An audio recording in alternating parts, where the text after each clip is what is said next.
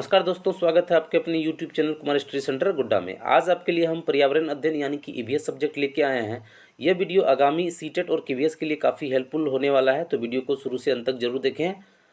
आज हम इस वीडियो में दो टॉपिक को कवर करने वाले हैं। पहला टॉपिक है सौरमंडल एवं पृथ्वी और दूसरा टॉपिक है भारत विविधता में एकता। दोनों टॉपिक को मिला के कुल 27 प्रश्न होने वाला है। आपका क्या स्कोर रहता है हमें कमेंट करके जरूर बताएं। गाइस, अगर आप हमारे चैनल पर नए हैं तो हमारे चैनल को सब्सक्राइब करें और बेल आइकन को प्रेस कर और नोटिफिकेशन ऑन कर लें, ताकि इस प्रकार का वीडियो जब भी अपलोड करें तो सबसे पहले आपको नोटिफिकेशन मिल पाए। तो चलिए शुरू करते हैं आज के इस सेशन को। तो आज का पहला प्रश्न है, मकर रेखा है option number A 23.5 degree north, option number B 22.5 degree north, option number C 23.5 degree south और option number D 23 degree south. तो एक नंबर का आंसर हो जाएगा option number C 23.5 degree south. व्याख्या दिया हुआ है, इसका व्याख्या देख लेते हैं। चंद्रमा पर गुरुत्वाकर्षण बल पृथ्वी के गुरुत्वाकर्षण बल का 1/6 होता है। चंद्रमा पर वस्तु का द्रव्यमान बराबर घनत्व गुनी आयतन होता है। पृथ्वी पर वस्तु का भार बराबर 10 गुनी 60 बराबर 60 न्यूटन होता है। अगला प्रश्न है, टाइटन किस ग्रह का प्राकृतिक उपग्रह है? Option number A Varun, option number B Budh, option number C Shani, option number D Shukra. तो 2 नंबर का आंसर हो जाएगा ऑप्शन नंबर सी शनि। अगला प्रश्न है, निम्न में से कौन सा कायांतरित सेल का उदाहरण है? ऑप्शन नंबर ए बलुआ पत्थर, option number B granite, option number C संगमरमर और ऑप्शन नंबर डी चूना पत्थर। तो 3 नंबर का आंसर हो जाएगा ऑप्शन नंबर सी संगमरमर। अगला प्रश्न है, पृथ्वी तल पर उस काल्पनिक रेखा को क्या कहते हैं जो 180 डिग्री मेरिडियम यामोत्तर पर खींची है? ऑप्शन नंबर ए अंतर्राष्ट्रीय तिथि रेखा, ऑप्शन नंबर बी कर्क रेखा, ऑप्शन नंबर सी विषुवत रेखा और ऑप्शन नंबर डी प्रधान यामोत्तर रेखा। तो 4 नंबर का आंसर हो जाएगा ऑप्शन नंबर ए अंतर्राष्ट्रीय तिथि रेखा। अगला प्रश्न है, दिन और रात होने का मुख्य कारण है? ऑप्शन नंबर ए सूर्य का अपनी धुरी पर घूमना, ऑप्शन नंबर बी चंद्रमा का अपनी धुरी पर घूमना, ऑप्शन नंबर सी पृथ्वी का अपनी धुरी पर घूमना और ऑप्शन नंबर डी उपरोक्त सभी। तो 5 नंबर का आंसर हो जाएगा ऑप्शन नंबर सी पृथ्वी का अपनी धुरी पर घूमना। अगला प्रश्न है, 15 ग्राम ml घनत्व और 3 ml आयतन वाले किसी वस्तु का द्रव्यमान क्या होगा? Option number A 18 gram, option number B 45 gram, option number C 5 gram और ऑप्शन नंबर डी 12 ग्राम। तो 6 नंबर का आंसर हो जाएगा ऑप्शन नंबर बी 45 ग्राम। अगला प्रश्न है, पृथ्वी की सतह पर किसी वस्तु का भार क्या होगा जिसका द्रव्यमान चंद्रमा की सतह पर 10 केजी है? Option number A 60 KG, option number B 10 KG, option number C 60 N यानी कि न्यूटन और ऑप्शन नंबर डी 10 एन। तो 7 नंबर का आंसर हो जाएगा ऑप्शन नंबर सी 60 न्यूटन। अगला प्रश्न है, पृथ्वी गोल है, वास्तव में पृथ्वी पर ऊपर नीचे कुछ नहीं होता, केवल सापेक्ष होता है। हम भारत के लोग डैश के सापेक्ष उल्टे हो सकते हैं। Option number A Argentina, option number B Alaska, option number C Libya और ऑप्शन नंबर डी अल्जीरिया। तो 8 नंबर का आंसर हो जाएगा ऑप्शन नंबर ए अर्जेंटीना।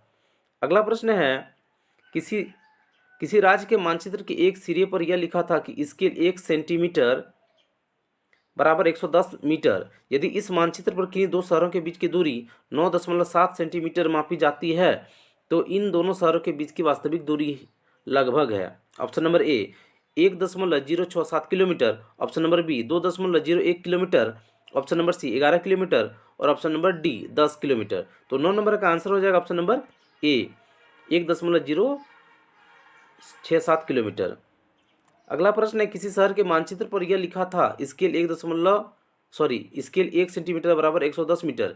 यदि मानचित्र पर किन्हीं दो स्थानों के बीच की दूरी 15 सेंटीमीटर है तो उन दोनों स्थानों के बीच की वास्तविक दूरी है? Option number A 1.65 kilometre, option number B 1165 centimetre, option number C 1100 metre, option number D 1500 metre. तो 10 नंबर का आंसर हो जाएगा ऑप्शन नंबर ए 1.65 किलोमीटर। अगला प्रश्न है, निम्नलिखित में से कौन सा चांद की सतह की विशेषताओं के बारे में अच्छा वर्णन करता है? ऑप्शन नंबर ए हवा नहीं, गुरुत्व नहीं, समतल सतह, ऑप्शन नंबर बी पानी नहीं, पर्याप्त हवा, ऊंचे पहाड़, ऑप्शन नंबर सी पानी नहीं, गहरे गड्ढे, ऊंचे पहाड़ और ऑप्शन नंबर डी हवा नहीं, गुरुत्व नहीं, पानी नहीं। तो 11 नंबर का आंसर हो जाएगा ऑप्शन नंबर सी पानी नहीं, गहरे गड्ढे, ऊंचे पहाड़। अगला प्रश्न है, 12 नंबर का, टूटा तारा यानी कि उल्का है? ऑप्शन नंबर ए उल्का जो पृथ्वी के वायुमंडल में प्रवेश करते ही आग पकड़ लेता है, ऑप्शन नंबर बी एक समान गति से चलने वाला तारा, ऑप्शन नंबर सी चमकता पिंड जो वायुमंडल में एक समान गति से चलता है और ऑप्शन नंबर डी एक तारा जिसके एक सिर पर पूंछ होती है। तो 12 नंबर का आंसर हो जाएगा ऑप्शन नंबर ए उल्का, जो पृथ्वी के वायुमंडल में प्रवेश करते ही आग पकड़ लेता है। यहाँ पर पहला टॉपिक खत्म होता है, वहीं पर दूसरा टॉपिक शुरू होता है, भारत विविधता में एकता। तो इस टॉपिक का पहला प्रश्न है, गंगा नदी निकलती है ऑप्शन नंबर ए अरावली श्रेणी से, option number B Ladakh glacier से, option number C Gangotri glacier से, और option number D Milap glacier से। तो एक नंबर का आंसर हो जाएगा option number C Gangotri glacier से। अगला प्रश्न है, निम्न में से कौन सी नदी बंगाल की खाड़ी में गिरती है? Option number A Tapti, option number B Swarnarekha, option number C Narmada, और ऑप्शन नंबर डी सिंधु। तो 2 नंबर का आंसर हो जाएगा ऑप्शन नंबर बी स्वर्ण रेखा। अगला प्रश्न है, क्षेत्रफल के आधार पर भारत का सबसे बड़ा राज्य है? Option number A Uttar Pradesh, option number B Rajasthan, option number C Maharashtra, option number D Madhya Pradesh. तो 3 नंबर का आंसर हो जाएगा ऑप्शन नंबर बी राजस्थान। अगला प्रश्न है, भारत में पूर्व से पश्चिम की ओर बहने वाली सबसे लंबी नदी है? Option number A Luni, option number B Sabarmati, option number C Tapti, और ऑप्शन नंबर डी नर्मदा। तो 4 नंबर का आंसर हो जाएगा ऑप्शन नंबर डी नर्मदा। अगला प्रश्न है, भारत में ठंडे रेगिस्तान मानसून से प्रभावित क्यों नहीं होते? ऑप्शन नंबर ए ठंडे रेगिस्तान में गर्म गर्मियाँ और बेहद ठंडी सर्दियाँ होती है, ऑप्शन नंबर बी ठंडे रेगिस्तान हिमालय की वृष्टि छाया में होते हैं, ऑप्शन नंबर सी ठंडे रेगिस्तान में हवा बहुत पतली यानी कि कम होती है, और ऑप्शन नंबर डी ठंडे रेगिस्तान बहुत ऊंचाई पर हैं। तो 5 नंबर का आंसर हो जाएगा ऑप्शन नंबर बी ठंडे रेगिस्तान हिमालय की वृष्टि छाया में होते हैं। अगला प्रश्न है, भारत में बिहार के सापेक्ष जम्मू कश्मीर और गोवा की स्थिति क्या है? ऑप्शन नंबर ए पूर्व और पश्चिम, ऑप्शन नंबर बी पश्चिम और पूर्व, ऑप्शन नंबर सी उत्तर पश्चिम और दक्षिण पश्चिम, ऑप्शन नंबर डी दक्षिण पश्चिम और उत्तर पूर्व। तो 6 नंबर का आंसर हो जाएगा ऑप्शन नंबर सी उत्तर पश्चिम और दक्षिण पश्चिम। अगला प्रश्न है, निम्नलिखित में से कौन सा राज्य जम्मू और कश्मीर के पड़ोसी राज्य हैं? Option number A Himachal Pradesh Uttarakhand, option number B Himachal Pradesh Punjab, option number C Himachal Pradesh Uttar Pradesh, और option number D Uttarakhand Rajasthan. तो 7 नंबर का आंसर हो जाएगा option number B Himachal Pradesh और पंजाब। अगला प्रश्न है, तमिलनाडु के निकटवर्ती या सीमावर्ती राज्य हैं? Option number A Goa Karnataka और Kerala, option number B Kerala Karnataka और Andhra Pradesh, option number C Kerala Gujarat और Karnataka, option number D Andhra Pradesh Goa और कर्नाटक। तो 8 नंबर का आंसर हो जाएगा option number B Kerala Karnataka और आंध्र प्रदेश। अगला प्रश्न है, गुरप्रीत पहली बार रेलगाड़ी में नई दिल्ली से चेन्नई गया। अपनी रेल यात्रा में उसकी गाड़ी के द्वारा निम्नलिखित में से किस नदी को पार करने की संभावना नहीं है? Option number A Godavari, option number B Ganga, option number C Krishna, और ऑप्शन नंबर डी नर्मदा। तो 9 नंबर का आंसर हो जाएगा ऑप्शन नंबर बी गंगा। अगला प्रश्न है, हमारे देश में निम्नलिखित स्थानों में से कौन सा ठंडा रेगिस्तान है? Option number A Jaisalmer, option number B Ladakh, option number C Meghalaya, option number D Darjeeling. तो 10 नंबर का आंसर हो जाएगा ऑप्शन नंबर बी लद्दाख। अगला प्रश्न है, केरल के निकटवर्ती राज्य हैं? ऑप्शन नंबर ए तमिलनाडु और Andhra Pradesh, option number B Karnataka और Maharashtra, option number C Andhra Pradesh और Karnataka, option number D Karnataka और तमिलनाडु। तो 11 नंबर का आंसर हो जाएगा ऑप्शन नंबर डी कर्नाटक और तमिलनाडु। अगला प्रश्न है, नई दिल्ली में रहने वाला कोई व्यक्ति पहले भोपाल यानी कि मध्य प्रदेश और फिर रांची झारखंड का भ्रमण करना चाहता है, उसकी यात्रा की दिशा होगी पहले ऑप्शन नंबर ए पूर्व दिशा में और फिर दक्षिण दिशा में, ऑप्शन नंबर बी पश्चिम दिशा में और फिर दक्षिण दिशा में, ऑप्शन नंबर सी दक्षिण दिशा में और फिर पूर्व दिशा में, और ऑप्शन नंबर डी दक्षिण दिशा में और फिर पश्चिम दिशा में। तो 12 नंबर का आंसर हो जाएगा ऑप्शन नंबर सी दक्षिण दिशा में और फिर पूर्व दिशा में। अगला प्रश्न है, माउंट एवरेस्ट के बारे में सही कथन चुनिए। ऑप्शन नंबर ए यह जम्मू और कश्मीर का भाग है और इसकी चोटी की ऊंचाई 8,900 मीटर है। ऑप्शन नंबर बी यह नेपाल का भाग है और इसकी ऊंचाई 8,900 मीटर है।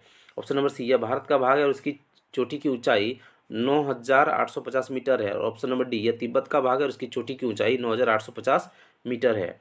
तो 13 नंबर का आंसर हो जाएगा ऑप्शन नंबर बी यह नेपाल का भाग है और इसकी ऊंचाई 8,900 मीटर है। अगला प्रश्न है, भारत के मानचित्र में दिल्ली की स्थिति के सापेक्ष हिमाचल प्रदेश की राजधानी यानी कि शिमला और मध्य प्रदेश की राजधानी भोपाल क्रमशः स्थित है दिल्ली के? ऑप्शन नंबर ए उत्तर पूर्व और उत्तर पश्चिम में, ऑप्शन नंबर बी दक्षिण पश्चिम और दक्षिण पूर्व में, ऑप्शन नंबर सी उत्तर और दक्षिण में, और ऑप्शन नंबर डी दक्षिण पूर्व और उत्तर पश्चिम में। तो 14 नंबर का आंसर हो जाएगा ऑप्शन नंबर सी उत्तर और दक्षिण में। अगला प्रश्न है, गांधीधाम गुजरात का रहने वाला कोई व्यक्ति पहले भोपाल मध्य प्रदेश और फिर हैदराबाद आंध्र प्रदेश जाना चाहता है, उसके सफ़र यानी कि यात्रा की दिशा क्या होगी? ऑप्शन नंबर ए पहले दक्षिण दिशा में और फिर पूर्व दिशा में। ऑप्शन नंबर बी पहले पूर्व दिशा में और फिर दक्षिण दिशा में। ऑप्शन नंबर सी पहले पश्चिम दिशा में और फिर दक्षिण दिशा में। और ऑप्शन नंबर डी पहले दक्षिण दिशा में और फिर पश्चिम दिशा में। तो 15 नंबर का आंसर हो जाएगा ऑप्शन नंबर बी पहले पूर्व दिशा में और फिर दक्षिण दिशा में। गाइस आप वीडियो में देख रहे होंगे कि हम क्वेश्चन को और आंसर को उतना समझा नहीं रहे हैं, क्योंकि अभी समझाने का वक्त नहीं रहा है।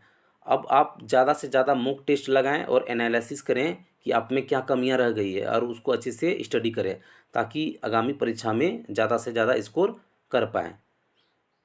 सेशन कैसा लगा आप हमें कमेंट करके ज़रूर बताएं। वीडियो को शुरू से अंत तक देखने के लिए आपका बहुत बहुत धन्यवाद। जय हिंद।